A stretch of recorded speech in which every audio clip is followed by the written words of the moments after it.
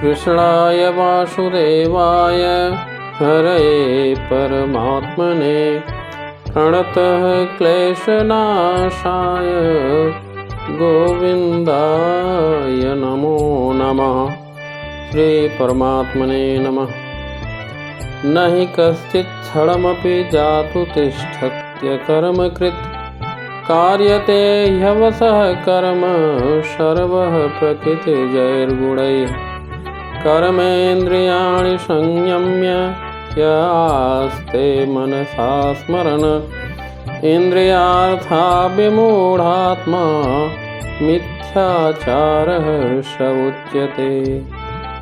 अर्थात प्रत्येक व्यक्ति को प्रकृति से अर्जित गुणों के अनुसार विवश होकर कर्म करना पड़ता है।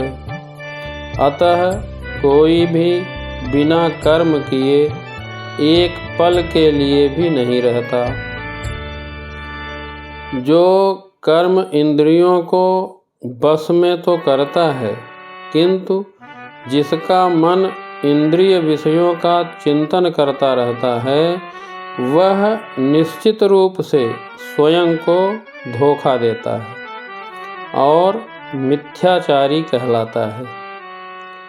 कर्मयोग, ज्ञान योग और भक्ति योग, किसी भी मार्ग में साधक कर्म किए बिना नहीं रह सकता, चाहे वह ज्ञानी हो अथवा अज्ञानी, कर्म तो करता ही है। प्रकृति के परवश रहने के कारण उसे कर्म करना पड़ता है। प्रकृति निरंतर परिवर्तनशील है। जिन शारीरिक अथवा मानसिक क्रियाओं के साथ मनुष्य अपना संबंध मान लेता है, वे ही सब क्रियाएं कर्म बनकर उसे बांधने वाली होती हैं। हर मनुष्य की एक ऐसी धारणा बनी हुई है जिसके अनुसार वे बच्चों के पालन पोषण तथा आजीविका, व्यापार, नौकरी आदि को ही कर्म मानते हैं और इनके अतिरिक्त खाना पीना, सोना, बैठना, चिंतन करना आदि को कर्म नहीं मानते। देखिए, स्वभाव बनता है वृत्तियों से, वृत्तियाँ बनती हैं गुणों से और गुण पैदा होते हैं प्रकृति से। अतः चाहे स्वभाव के परवश कहो, चाहे गुणों के परवश कहो या चाहे प्रकृति के परवश कहो, वास्तव में सबके मूल में परवशता ही है।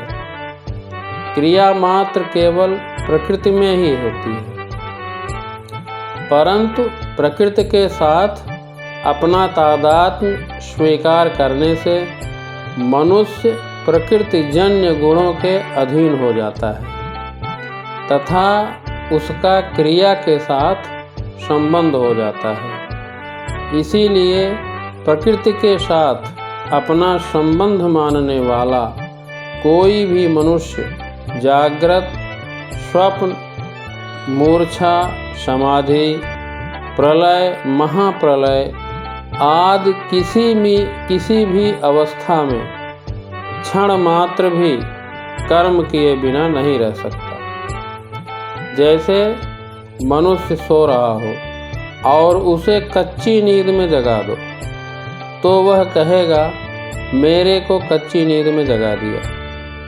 मतलब कि सोने में भी क्रिया हो रही थी, कर्म हो रहा था।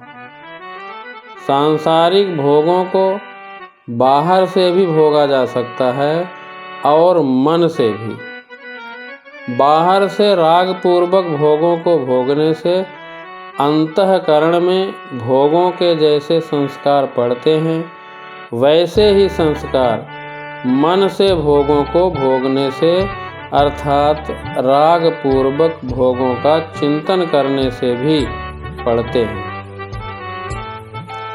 बाहर से भोगों का त्याग तो मनुष्य विचार से, लोक लिहाज से, कर्म के भय से भी कर सकता है, पर मन से भोग भोगने में बाहर से कोई बाधा नहीं आती, अतः वह मन से भोगों को भोगता रहता है और झूठा घमंड करता रहता है कि मैं भोगों का त्यागी हूँ।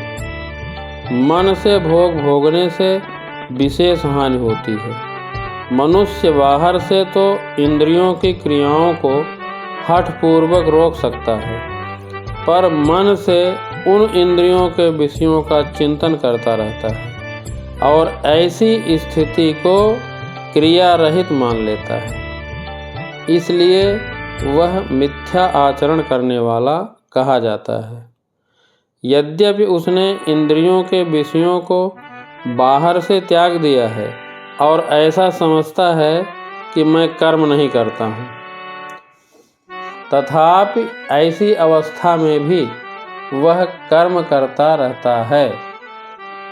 अर्जुन भी कर्मों का स्वरूप से त्याग करना चाहते हैं और भगवान से पूछते हैं कि आप मुझे इस घोर कर्म में क्यों लगाते हैं। इसके उत्तर में यहाँ भगवान कहते हैं कि जो मनुष्य ममता, अहंता, आसक्ति, कामना आदि रखते हुए केवल बाहर से कर्मों का त्याग करके अपने को क्रिया रहित मानता है तो उसका आचरण मिथ्या है। मतलब कि साधक को कर्मों का स्वरूप से त्याग न करके उन्हें कामना आसक्ति से रहित होकर तत्परता पूर्वक करते रहना चाहिए। जय श्री कृष्ण।